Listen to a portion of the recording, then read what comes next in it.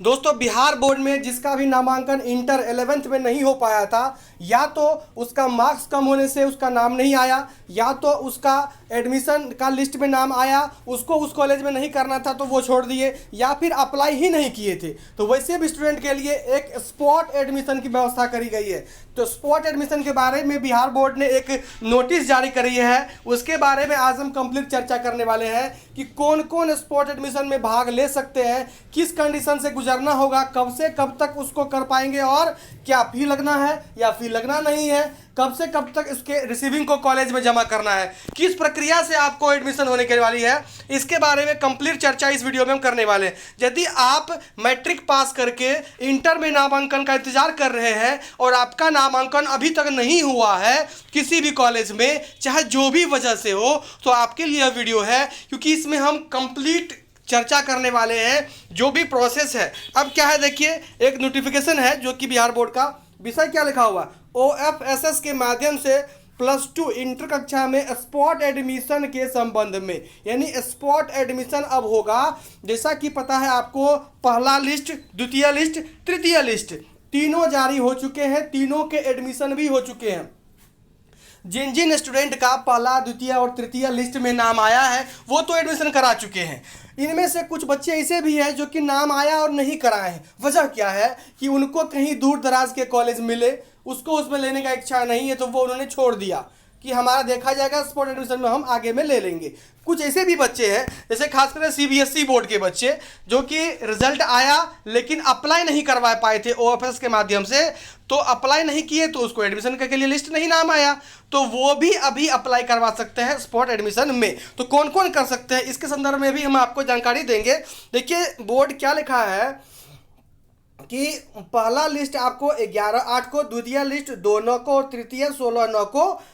सूची जारी कर दिया गया है। ठीक है, लेकिन यदि इसमें से भी वैसे विद्यार्थी है जिसमें कि नाम इसका नहीं आया है अभी तक, तो बचे हुए सीट, जितने कॉलेज में जिस कॉलेज में जितना सीट बचा हुआ है, जिस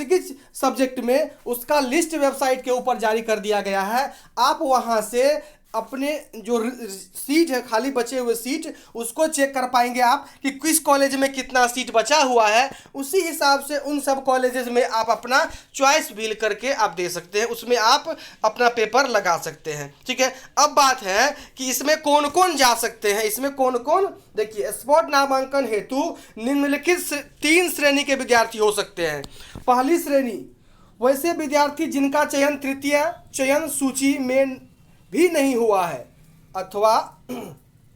वैसे विद्यार्थी जिन्होंने अभी तक OFS, यानी कहने का मतलब क्या है, वैसे विद्यार्थी जिनका अभी फर्स्ट, सेकेंड और थर्ड लिस्ट में भी नाम नहीं आया है, अप्लाई तो किए हैं लेकिन किसी भी लिस्ट में उसका नाम नहीं आया है, तो वैसे स्टूडेंट स्पॉट एडमिशन के लिए जा सकते हैं। नंबर 6 में, वैसे विद्यार्थी जिन्होंने अभी तक OFSS के माध्यम से आवेदन नहीं किया, यानी कि वैसे भी स्टूडेंट हैं जो कि OFSS के माध्यम से जब अप्लाई चल रहा था नामांकन के लिए, तो वो करबे नहीं किया है, चाहे वो बिहार बोर्ड के बच्चे हो, ICSE बोर्ड के, BBOS के बच्चे हो, NIOS के हो, या फिर CBSE के बच्चे हो। खास करके हमने देखा कि CBSE के बहुत सारे बच्चे बचे हुए हैं, क्योंकि इसका रिजल्ट लेट से आया था और एक दफ़ा मात्र 3-4 दिन के लिए समय दिया गया था उसको कि भैया आप OFSS के माध्यम से अप्लाई कर लो, ताकि उसमें लिस्ट में आपका नाम आ सके एडमिशन के लिए। तो कुछ बच्चे को मालूम भी नहीं हुआ, कुछ बच्चे छूट गए उसमें से, तो बहुत सारे से बच्चे हैं जिसको कि अप्लाई ही नहीं किए हैं, तो वैसे बच्चे अभी अप्लाई करके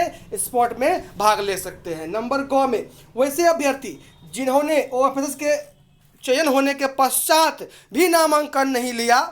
यानी कि वैसे विद्यार्थी जिसमें कि उसका सिलेक्शन हो गया लेकिन वह नामांकन नहीं लिया, नहीं लेने का वजह क्या है, या तो उसको जानकारी नहीं मिला,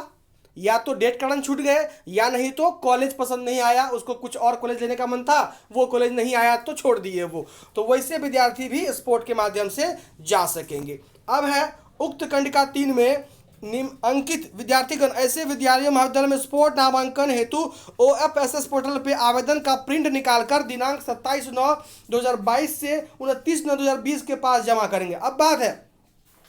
जो भी विद्यार्थी अप्लाई कर चुके हैं और उसका नाम नहीं आया या फिर एडमिशन नहीं हुआ है, तो वह क्या करेंगे, वह लॉगिन कर जाएंगे जो कि वेबसाइट के ऊपर OFS के पोर्टल के ऊपर लॉगिन कर जाएंगे और जो है अपना जो लेटर है स्पॉट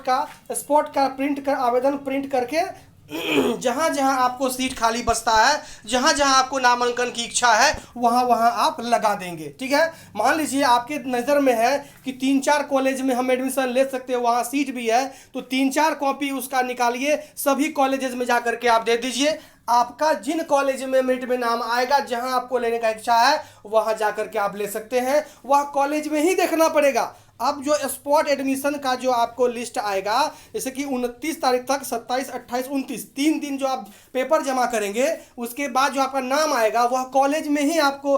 नोटिस बोर्ड में चिपका मिलेगा, वहां जाकर के आपको देखना होगा। वो ऑनलाइन आपको नहीं आएगा, ऑफलाइन ही आपको लेना होगा एडमिशन। ठीक है,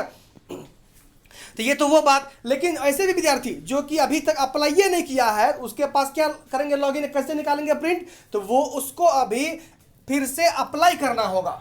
क्या है बात, देखिए, वैसे विद्यार्थी जिसके माध्यम से अप्लाई ही नहीं किया गया फॉर्म में, क्या करना है, उसको फिर से अप्लाई करना है। अप्लाई करने में जो भी शुल्क लगा था पहले समय में, वही शुल्क उसको देना पड़ेगा और वही शुल्क के साथ वह क्या कर सकेंगे, फिर से अप्लाई कर सकेंगे। और जाने के बाद उसको उसी रिसिप्ट को, वह जो उसमें कि स्पॉट का जो लेटर है, उसको आप जाकर के जिस कॉलेज में आपको लगाना है उस कॉलेज में जाकर के आप लगा सकते हैं। ठीक है,